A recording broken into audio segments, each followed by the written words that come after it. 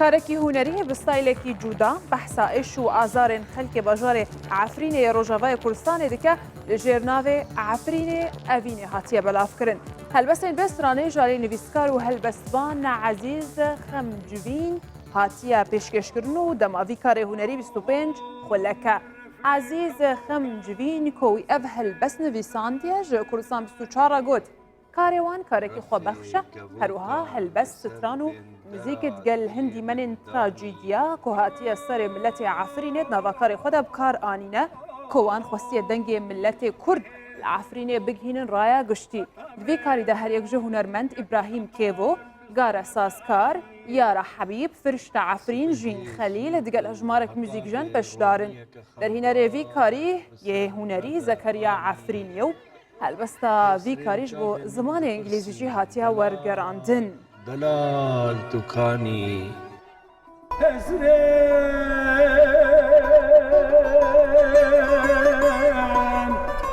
چاوین مدکرسین دلال توکانی دلال توکانی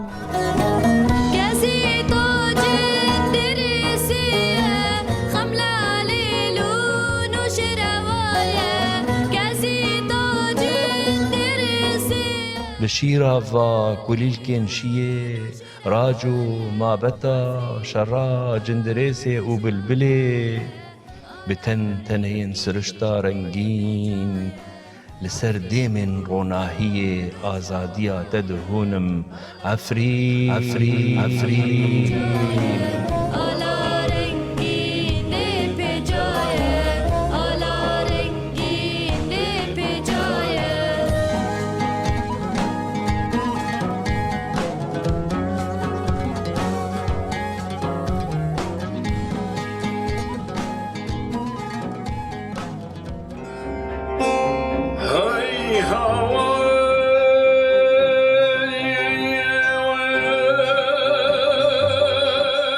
هستين من قولين دردتا دهونن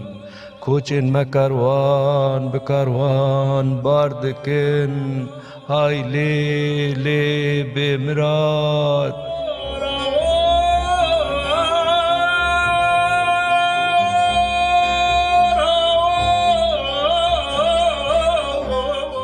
عارفين قد كرو ولو تيخوي شرين دي بابا قبل مزن بينو نحسر دا کل سر وی برهمی پیتر ام نقاش بکن ها هنرمند ابراهیم کیو بریا سکایپش باجار لیم گوی آلمانیا دگل من دبا کاری وی نو پیروز با کو هول دایا بریا وی کاری ایش و آزار خلق عفرینه بوجاره کدن نشان همو جهان بدن کرم که پیتر لسر پیاما وی کاری جبینرین کورسام سوچاره بحث که ایوار باش ایشالله بخیر بن هنگش باش بن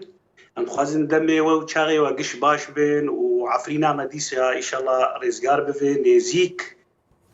ما تخست أم تشتكي خشيك سر عفرينة بكيف وخشيشة بكن بس أم شابكن دم وابو عفرينا مي دلال عفرينا مي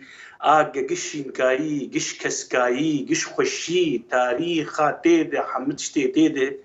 تالام بو وملتي وي تالام بو أم مجبور بون ام تشتكي بيشكيش بكن دنيير عالمي هرك ام آلية خر يعني ام كار من تشتكي بكن اغيا اف كار بفكرة ماموستي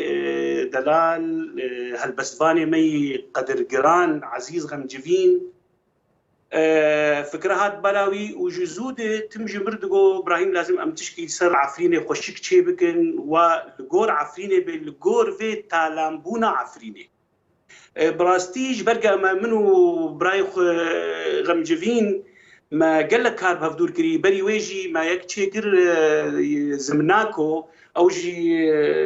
قال لك وقت بيجي ناف دا وبلا ابو بس ويا نتش نقلكي تايبتي تشتمتي لمقدمان كتدي دايركتوري كدرهرين يعني بس بين قلي ازو او ومدربو بنايخو زكريا ما بلانا داني ما قول لازم ام تشكي خوشي بكن وبحسب تشتي ناف دستي مدى امكانياتي ناف دستي مدى وشغل هذه دست بيكر وشغل كاريما يعني فربو برايما جاراجي تفل مبو وطبعا قال لك بوزيك جانجي بتفي مبون وبفي فكره دلالي ما مستعزيز دفي هالبستا خد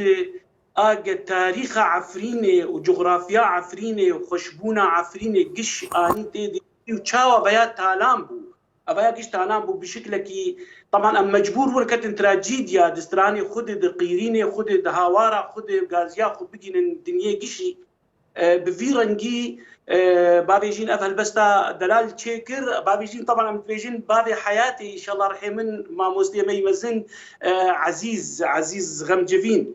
اف هالبستا خشك تشيكر قدريج وسيناريو السر هات باشا كرم بك السر فيكاري هجمارك هنرمند بشدارن كينا او هنرمندن بشدار وش كان جيدو اف بيروك وتشيكريا والله ابو ششمها اول شيء مسر كاردكن بو يعني نيزيكي ششمها ام سيرفي ام كاردكن هنرمندي قدر جران قارا ساسكار اسلامي مجيري طبعا بمربو يارا حبيب فرشتا عفرين جين خليل وموزيك فاني الدلال ايه بمرة آريكاري كرن موزيك فاني ايه بنافو دنك لروج آفال باما لكوباني أحمدي تشب دست خوشي طنبوري قلكي أوجي هنرمندكي فكر داري ومحمود حورو حسن جينجو كاوا كالي فاناكا ايه يعني وقت بيجي يعني تكاري بيجنكو ليستكا دورو دريجة قالك هنرمندن جرينكتي دا بشدارن مدوی اما جویک یبکم که هلبت هنر یک جچکن گرینگت گلک دوزن گرینگ دا تیب کار آنیم بنرینه تا هنرمندن کرد حیات چه قاسی کارینه هنری بخن خدمتانه توا کردو درد ملت خو نشان جهانی بدن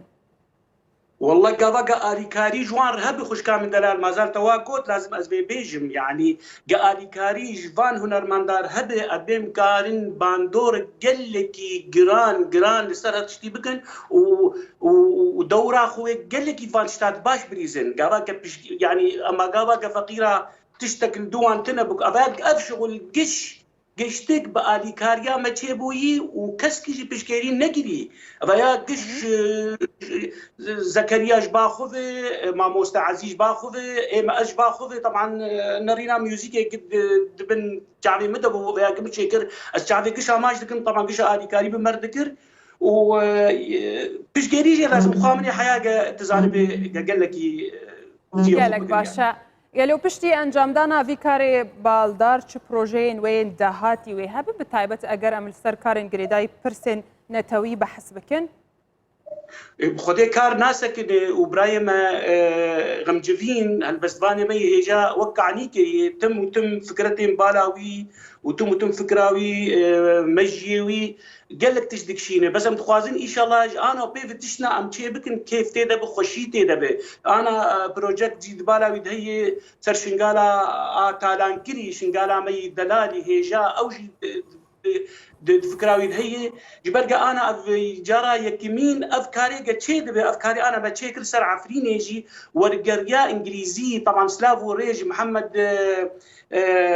خير بنجور هي زور سباج بيجي أليكاريا مكر وداخوازيا ما هي أفكار وروشاندن صح قناتي كرتي بتمامي يعني فيلم وتيجي في فيستيفالا تيجي في فيستيفال دورة وقالكي بستينيجي برجع إنه نبكرتي تاني بإنجليزي جهاتي آمد كرن ورجراندن ويعني أفضل خوازيا منه براستي. بله. قالك باشا هنرمند إبراهيم كيبوج باجار لم جوي ألمانيا تتكلموا بقالك سباس جو بشتارياتها. ويتساغبي وزور سباش كان مندي بيش دوشار في قناة عزيز سردري من أزقلك يجي حزلكم هون صاغب إن شاء الله كردستان بيش دوشار. هر سر كفتيبن.